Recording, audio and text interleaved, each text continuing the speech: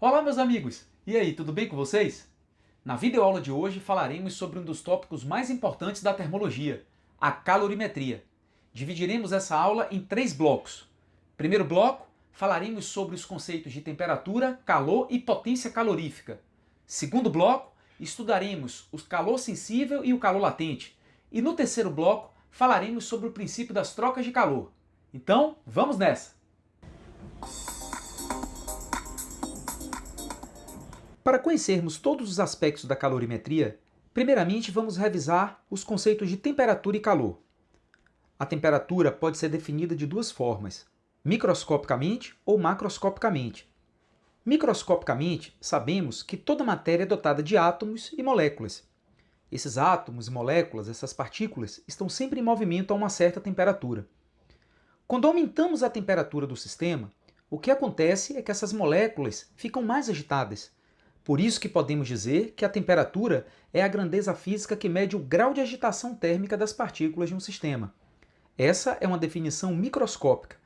A definição macroscópica está ligada ao conceito de sensação térmica.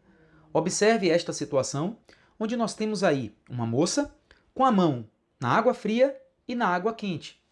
É fato que se fizermos esse experimento em casa, vamos perceber que existe uma diferença de temperatura entre a água fria e a água quente. Portanto, o conceito de sensação térmica também é um conceito de temperatura, porém um conceito relativo, pois depende de pessoa para pessoa. Tem pessoas que acham que tem um ambiente que está mais frio, o outro ambiente está mais quente. Então, esse é um conceito relativo, enquanto o conceito microscópico é um conceito absoluto. Vamos lembrar agora o conceito de calor. Nós vimos que o calor é a energia térmica em trânsito entre dois ou mais corpos que apresentam temperaturas diferentes. Por exemplo, nesta situação, temos dois objetos A e B com temperaturas diferentes. Aprendemos que o calor ele flui do sistema de maior temperatura para o sistema de menor temperatura, até que o equilíbrio térmico seja estabelecido.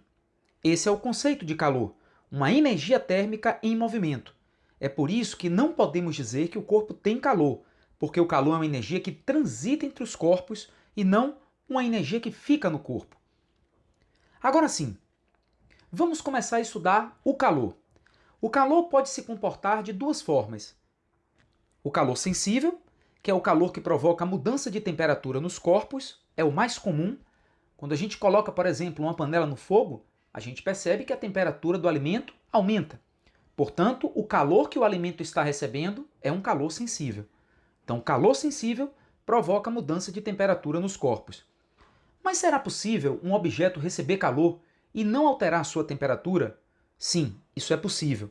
Mas observe o que vai acontecer nesta situação. Nós temos um bloco de gelo a 0 graus Celsius. Se fornecermos calor para esse bloco de gelo, o que vai acontecer é que a sua temperatura não será alterada. Mas note que está acontecendo aí uma outra mudança. Uma mudança de estado físico. Portanto, existe o calor que provoca a mudança de temperatura, que é o calor sensível, e existe o calor que provoca uma mudança de fase, uma mudança de estado físico nos corpos. É o calor latente. Um detalhe importante. Note que para as substâncias puras, enquanto um corpo está mudando de fase, a sua temperatura permanece. Ela é constante. Um outro detalhe importante em relação às mudanças de fase. Nós temos aqui nessa imagem todas as mudanças de fase possíveis. Do estado sólido para o estado de líquido, fusão. Do estado líquido para o estado de vapor, vaporização. Do estado de vapor para o estado líquido, liquefação. E do estado líquido para o estado sólido, solidificação. Temos ainda do estado sólido para o estado de vapor, o gasoso, que é a sublimação, tanto no processo de ida como no processo de volta. Essas são as mudanças de fase. Falaremos agora sobre as principais unidades do calor. Se o calor é uma forma de energia, podemos medi-lo. E ao medir o calor, quais as unidades vamos fornecer? Vamos primeiro trabalhar com a unidade usual, a mais comum no nosso cotidiano. As pessoas costumam se referir ao calor, medir o calor, em caloria. Então a caloria é uma unidade de medida do calor. Mas existe um outro sistema bem conhecido por nós, que é o sistema internacional. No sistema internacional, qualquer forma de energia é representada em joule, e não é diferente com calor. Então, temos uma unidade usual, a caloria, e uma unidade do Sistema Internacional, que é o Joule. Não estou aqui dizendo que só existem essas duas unidades. Qualquer unidade de energia pode ser representada como unidade do calor. Lembrando, o calor é uma forma de energia. Fininho, existe alguma relação entre a caloria e o Joule? Existe. Nós dizemos que uma caloria é aproximadamente 4,18 joules, mas você não precisa saber essa relação. Caso haja necessidade de uma transformação, a questão deve fornecer. Uma outra unidade usual é o quilowatt-hora. É bem verdade que essa unidade é bem representada quando falamos sobre energia elétrica, mas existem questões, como nós vamos resolver no final da nossa videoaula, que trata o calor em quilowatt-hora. Não há problema algum. Qualquer modalidade de energia podemos tratar com qualquer unidade de energia. Falaremos agora sobre o conceito de potência calorífica, também conhecido como fluxo térmico. A potência, independente de ser calorífica, de ser mecânica, de ser luminosa, de ser elétrica, é uma grandeza que mede a rapidez com que a energia é consumida. Se você chegar numa loja para comprar um carro de alta potência, esse carro vai consumir muita energia, mas ele tem uma vantagem. O carro que tem uma alta potência é aquele que executa o seu trabalho num tempo menor. Por isso que a potência é a rapidez com que a energia é transferida. Acompanhe agora no que diz respeito ao aspecto térmico. Nós temos aqui uma barra metálica e uma fonte de calor em uma das extremidades dessa barra. Com o passar do tempo, esse calor ele vai se propagar do lado esquerdo para o lado direito, ou seja, da região de maior temperatura para a região de menor temperatura. Observe agora que vamos alterar a fonte. Vamos colocar agora um velão, uma fonte de maior potência. Perceba que o calor já está se propagando mais rápido. Então podemos dizer que a potência calorífica é uma relação entre a quantidade de calor e o intervalo de tempo com que esse calor se propaga ao longo de um meio material. Note que a potência calorífica ela é representada em joule por segundo. Joule por ser unidade do calor no SI, segundo por ser unidade do tempo no SI. Joule por segundo também é conhecido como watts. Essa é a unidade da potência calorífica no Sistema Internacional. Mas lembre, qualquer unidade de energia dividido por qualquer unidade de tempo também pode ser uma unidade de potência, mas estamos aqui tratando com o Sistema Internacional. Por exemplo, poderíamos ter a potência representada em calorias por segundo, poderíamos ter a potência representada em calorias por hora, mas no SI a unidade de potência é o joule por segundo, que é o watts. Por exemplo, se você tem uma lâmpada de 100 watts de potência, o que é que isso significa? Que ela consome 100 joules a cada 1 segundo. Esse é o conceito de potência representada em watts. Mas um detalhe importante. Um físico francês chamado Jean-Baptiste Fourier percebeu que a rapidez com que o calor se propaga depende de alguns fatores. Ele percebeu que as características do material influenciam na rapidez com que o calor se propaga.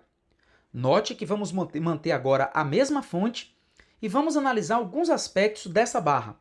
Por exemplo, se essa barra for de metal, o calor vai se propagar mais rápido. Se tivermos uma barra de vidro, o calor vai se propagar de maneira mais lenta. Portanto, o material influencia na potência calorífica. O Fourier percebeu que essas características do material, no que diz respeito à condução do calor, podem ser representadas através de um coeficiente. Esse coeficiente é chamado coeficiente de condutividade térmica do material. Materiais que apresentam um elevado coeficiente de condutividade são bons condutores. Materiais que apresentam um baixo coeficiente de condutividade são maus condutores. Por isso que colocamos o fluxo, a potência, no mesmo nível do K, indicando que quanto maior for a constante de condutividade térmica, maior vai ser o fluxo térmico, mais rápido o calor se propaga. Ele percebeu um outro fator, uma outra característica do corpo que influencia na potência. A área, a seção transversal do corpo.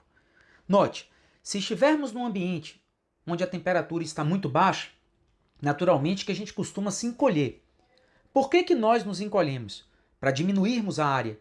Quando diminuímos a área, diminuímos o fluxo, mantendo a nossa temperatura interna por mais tempo. Se aumentarmos a nossa área, estaremos aumentando o fluxo, e aí a nossa temperatura vai variar rapidamente.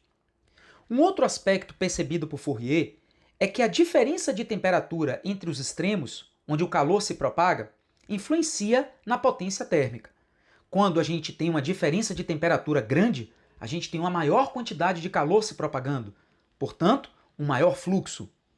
E além disso, ele percebeu também que o comprimento do material influencia no tempo com que o calor se propaga. E isso é bem simples. Se tivermos uma barra metálica de 1 metro, ao colocarmos uma das extremidades dessa barra próxima a uma chama, o calor vai chegar na outra extremidade em um tempo. Mas se tivermos uma barra de 10 metros de comprimento, esse calor vai demorar mais para chegar na outra extremidade. Portanto, quanto maior o comprimento L, menor vai ser a rapidez com que o calor se propaga. Menor vai ser o fluxo térmico. Note que esse L, que representa o comprimento, tem aí, entre parênteses, um outro fator. É a espessura. A questão ou vai dar o comprimento ou vai dar a espessura. Se o calor se propagar transversalmente no material, ele está se propagando ao longo da espessura. Então, a questão da espessura. Se o calor estiver se propagando longitudinalmente, ou seja, percorrendo o comprimento da barra, a questão dará o comprimento. Nunca as duas coisas. Esta é a chamada Lei de Fourier. Note que nós temos duas possibilidades para calcular o fluxo térmico. Através da razão, quantidade de calor dividido pelo tempo, ou através da Lei de Fourier. Ambas vão trazer o mesmo resultado. Vamos agora responder a questão 13 da nossa lista de exercícios do site Física em Loco. Transmissão de calor. É muito comum o amplo uso de aparelhos de ar-condicionado durante o verão intenso do Recife. Nessa cidade, uma residência possui uma parede de área 40 metros quadrados e espessura 20 centímetros, separando o ambiente interior do exterior. Se a temperatura externa é de 33 graus e deseja-se manter a temperatura interna igual a 23 graus, qual será o gasto por hora de aparelho ligado, considerando-se apenas essa parede separadora? Observe que a questão nos oferece o coeficiente de condutividade térmica da parede, 1,25 vezes 10 a menos 3 kW por metro Kelvin. E nos dá também o custo da energia elétrica. Para 1 kWh de energia consumida, nós temos um custo de 60 centavos. Primeiramente, vamos lembrar. Se nós temos um coeficiente expresso em kW por metro Kelvin, teremos que fazer, antes de mais nada, uma transformação. Note que a espessura foi dada em centímetros. Portanto, teremos que transformar esta espessura para metros. Um outro detalhe que vocês poderiam perguntar. A temperatura deveria ser transformada? Já que o coeficiente traz a unidade de temperatura Kelvin e a questão fornece a unidade de temperatura Celsius, neste caso não precisa. Porque pela lei de Fourier, nós temos aí a variação de temperatura. E você já aprendeu comigo em aulas passadas que a variação de temperatura em Celsius é a mesma variação de temperatura em Kelvin. Então, nesse caso, não precisaríamos converter. Note que nós temos duas possibilidades para calcular o fluxo. Quantidade de calor sobre o tempo e a lei de Fourier. Pois bem, vamos igualar essas duas expressões com o objetivo de encontrarmos a quantidade de energia na forma de calor. Substituindo os dados, temos o tempo de 1 hora, o coeficiente 1,25 vezes 10 a menos 3, a área 40 metros quadrados, a variação de temperatura 10 graus e a espessura já convertida em metros 0,2. Se fizermos essas continhas, vamos encontrar uma quantidade de calor de 2,5 kWh. Mas note, a questão não quer saber o consumo de energia, ela quer saber o gasto que essa pessoa vai ter. Ora, se para 1 kWh nós temos um custo de 60 centavos, então basta multiplicarmos esse valor por 60 centavos para descobrirmos qual o custo dessa energia. Se fizermos essa multiplicação, vamos encontrar R$ 1,50. Resposta certa, item D. Note que vocês poderiam me perguntar, ora Fino, esse valor é muito pequeno. Mas na verdade não é. R$ 1,50 para cada hora, se a gente pensar, uma pessoa que passa 6 horas com o aparelho de ar-condicionado ligado, a gente vai multiplicar esse valor por 6. E lembre, um mês tem aproximadamente 30 dias, então a gente vai ter que multiplicar por 30. No final das contas, a gente percebe que esse aparelho está consumindo muita energia, ou seja, é um aparelho de alta potência calorífica. É isso aí, meus amigos. Até a próxima aula.